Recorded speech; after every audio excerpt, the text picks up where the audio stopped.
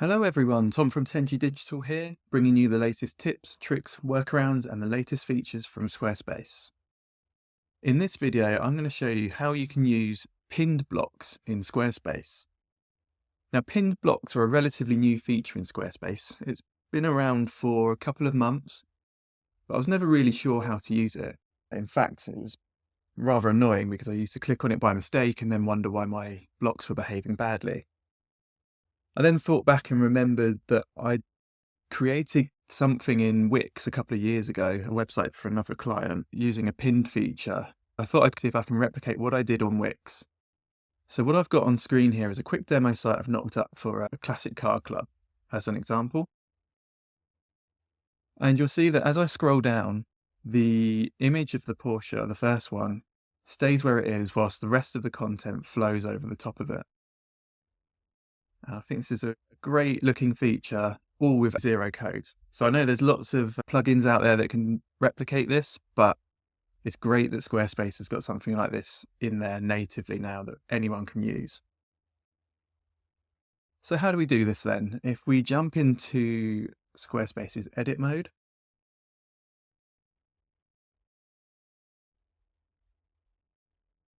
you'll see that if I hover over this first image of the Porsche, there's a pinned icon next to image.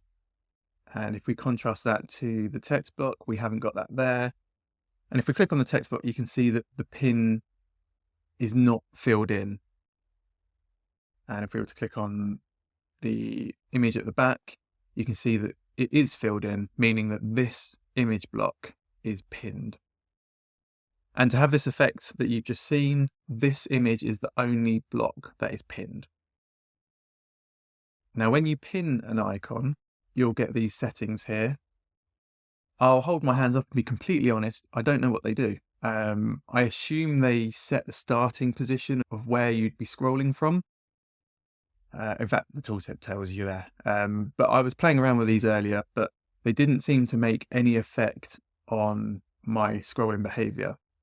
But the one option here that is extremely useful is this remove pin option. So if you click on that, you'll see that the item is no longer pinned and I scroll down the page as normal. So we want to repin it. I'm not playing around with the settings, I'm just going to use the default. And you can see that we've got the setting back straight away.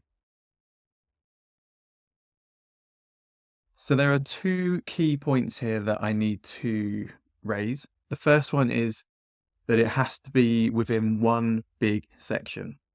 So this isn't a separate section.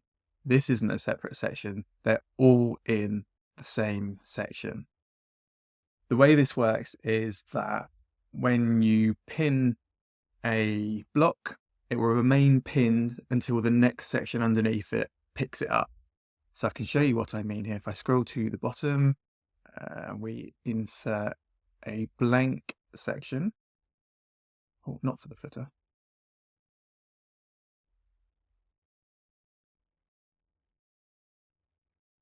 And we make that bigger, save that, exit and preview. And this time, if we scroll down, you'll see everything behaves as it did before, as we'd expect, until it gets picked up by the next section. So like I said, it's a fantastic feature and I'll definitely be using it in builds going forward. So that's one example.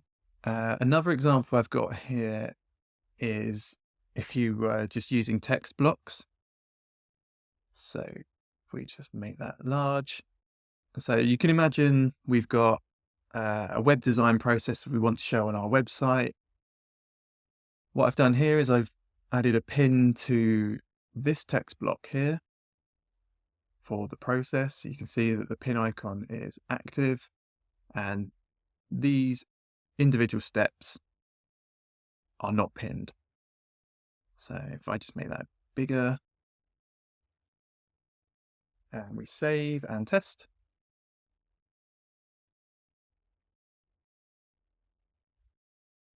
So now you can see that as I scroll down, the process stays where it is. And you can just run through your process steps one by one, allowing your user to take in the information. I think it's a really cool interactive way to display blocks. So that's pinned blocks in Squarespace. If you want more tips, tricks, hacks, and first looks at new features in Squarespace, please hit the like button on this video and subscribe to my channel. I'd love to know if you've used the pin block feature. I'd love to see what you've done with it. So send any links to any work that you've done in the comments. If you're ready to start your new business with a Squarespace website or redesign your current site, head over to tenjidigital.co.uk to start your journey. Thank you so much for watching.